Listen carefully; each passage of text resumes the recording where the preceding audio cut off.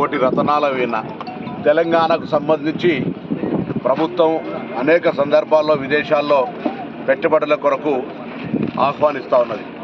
ఇప్పుడు ప్రస్తుత పరిస్థితుల్లో అమెరికా దేశానికి సంబంధించినటువంటి నియమ నిబంధనలు మనం పోవాలనుకునే విద్యార్థులకు ఆటంగా కలుగుతోంది.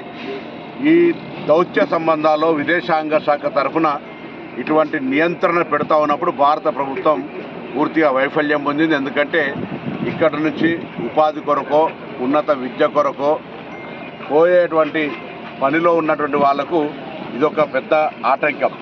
నేను ఈ సందర్భంగా తెలంగాణ బిడ్డలందరికీ అమెరికాలో లేదా విదేశాల్లో ఉన్నటువంటి వాళ్ళ యొక్క తెలివంతులు, ఉదాహరణకు మన దేశానికి సంబంధించిన 100 మంది సీఓలు బయట దేశాల్లో ఉన్నారు. వాళ్ళ తెలివిని ఇక్కడ పెట్టి ప్రభుత్వాలు మీకు కూడా ఎర్ర కార్పెట్ వేసి ఇక్కడ ఆహ్వానం పలకడానికి సిద్ధంగా ఉన్నాయి.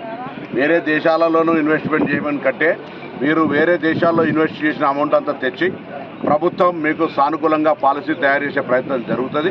తప్పకుండా విదేశాల్లో ఉన్న వాళ్ళంతా కూడా వచ్చి ఈ తెలంగాణ రాష్ట్రంలో పెట్టుబడులు పెట్టి గ్రామీణ ప్రాంతాల్లో సెకండ్ టైర్ అంతా హైదరాబాద్ చుట్టే కాకుండా ఇటువంటి ప్రాంతాల్లో మేము ఇక్కడ రేపొద్దున ఇండస్ట్రియల్ ఎస్టేట్ ఏర్పాటు చేస్తానో లేకపోతే ఇట్లా రకరకాలుగా గ్రామీణ ప్రాంతాలకు విస్తరణ జరిగే విధంగా పారిశ్రామికరణ చేస్తూ ఇతర సాంకేతికపరమైనటువంటి అభివృద్ధిని చేయాలని ఈ యొక్క పరిస్థితులలో విదేశాల్లో ఉన్నటువంటి తెలంగాణ బిడ్డలందరికీ విజ్ఞప్తి చేస్తా ఉన్నాం.